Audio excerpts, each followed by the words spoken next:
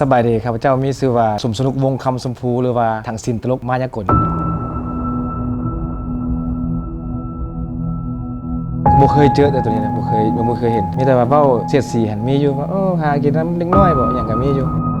เฮาสิทิมตัวนี้จะหาหยังให้ลูกให้เต้านะการเฮ็ดค้าขายเฮ็ดอันอื่นมันก็ได้อยู่หั่นแหละแต่ว่ามันบ่แม่นอาชีพเฮานะความหมายว่ามันบ่มีความสุขอะนะ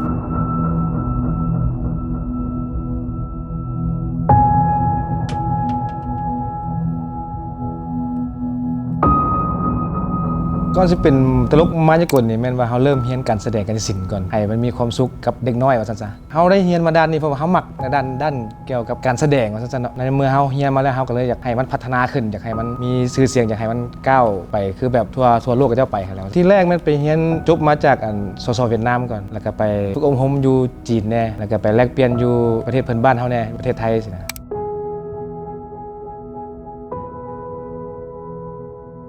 ทุกคนก็ได้รับผลกระทบหมดทุกคนแหละเพราะว่านักแสดงเขาก็บ่ได้ไปแสดงใส่ทุกมื้อนี้นักแสดงเขาก็อาศัยกินแต่เงินแสดงเนาะในเมื่อบ่ได้มีการแสดงและบางไอ้น้องแล้วก็คำเพิ่นก็ไปขายเครื่องย่อยบางคนก็ไปขายของกินซุปพอบรรเทาชีวิตในครอบครัวประจำวันทุกมื้อนะอันนี้ก็แม่นผลกระทบแบบหลายเลยแหละถ้าบ่มีการแสดงจังซี่มันก็บ่มีเงินจุนเจือให้ครอบครัวถ้าแต่เงินเดือนจังซี่จ่ายค่าโรงเรียนลูก2คนจังซี่คนนึงก็500,000 2คนก็ล้านนึงเหลือนั้นเขาก็จ่ายค่าน้ำค่าไฟค่ากินค่าโยกเบิดไปเลยบางครั้งเขาก็รู้สึกเมื่อยในสิ่งที่เขาเฮ็ดมาแหละมันก็มากันท้อแต่ว่าสิ่งที่ท้อหั่นเขามีแรงบันดาลใจนึงที่ว่าแบบเขาได้เรียนมาแล้วนะเขาต้องเฮ็ดให้มันถึงที่สุดเขาออกเวทีปุ๊บนี่ในเมื่อเขามีความทุกข์ในใจกันอย่างกระยาหรือว่าพิษกันในครอบครัวพิษกันกระยาเวลาเขาออกเวทีแสดงปุ๊บเขาต้องยิ้มแย้ม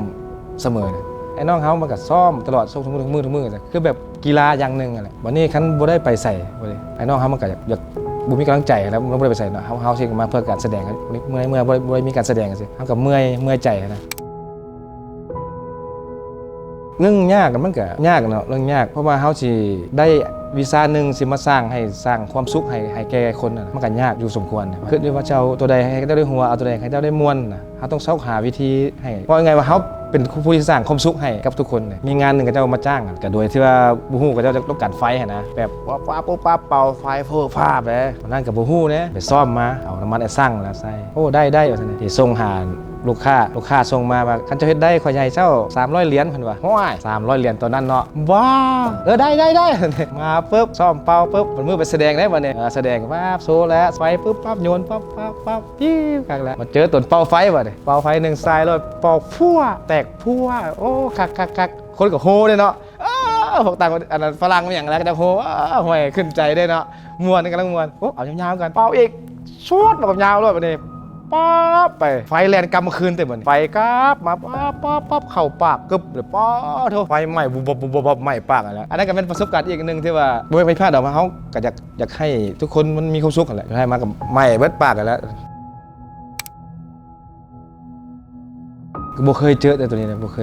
ยเห็นมีแต่ว่าเว้าเสียดสีหันมีอยู่ว่าหากินน้ำเล็กน้อยบ่อย่างก็มีอยู่แต่ที่บนพื้นฐานแล้วก็เจ้าบ่เข้าใจในด้านศิลปะอันนี้ก็เฮาก็สามารถผู้ใหญ่เบิ่งได้เด็กน้อยก็เบิ่งได้ลูกหลานของท่านมีความสุขทุกท่านก็มีความสุขเท่ากัน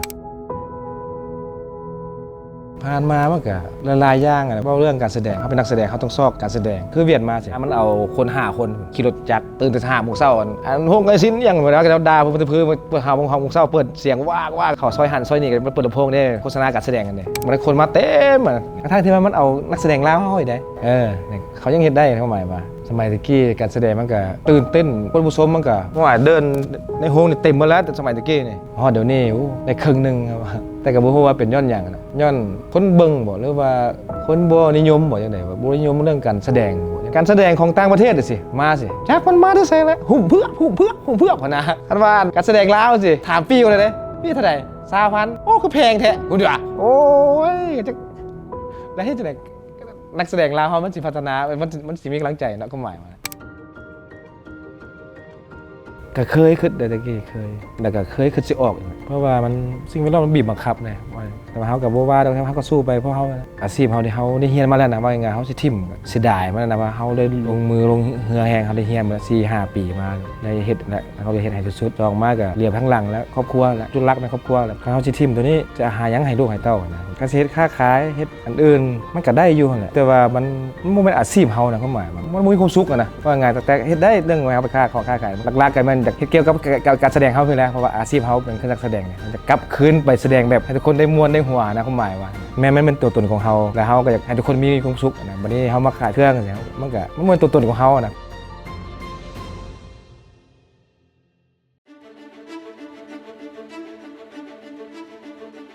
เฮาก็ต้องได้สู้ได้ซนหั่นแหละเนาะใครก็เจอวิกฤตหั่นแหละต้องได้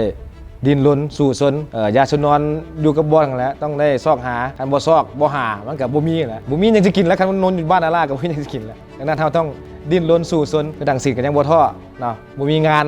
2-3 ปีมันยังบ่มีงานเลยก็ยังบ่ท้อยังซ้อมยังสู้ต่อไปขอให้ทุกคนด้วยกันจงสู้ไปพร้อมกันเนาะใครเจอวิกฤตอันใดก็แล้วแต่เนาะขอให้มีกำลังใจตั้งสติเนาะและสู้ๆไปด้วยกันจริงๆการแสดงเฮาก็รับงานนอกคือกันเนาะท่านใดสนใจในด้านการแสดงกายศิลป์บ่หรือว่าตลกมายากลบ่ติดต่อนำทางศิลป์ตลกมายากลได้เนาะงานมันเกิดงานอีเวนต์ต่างๆสนใจติดต่อได้ทางศิลป์ตลกมายากลที่เบอร์ 02055915613 ทางศิลป์ตลกมายากล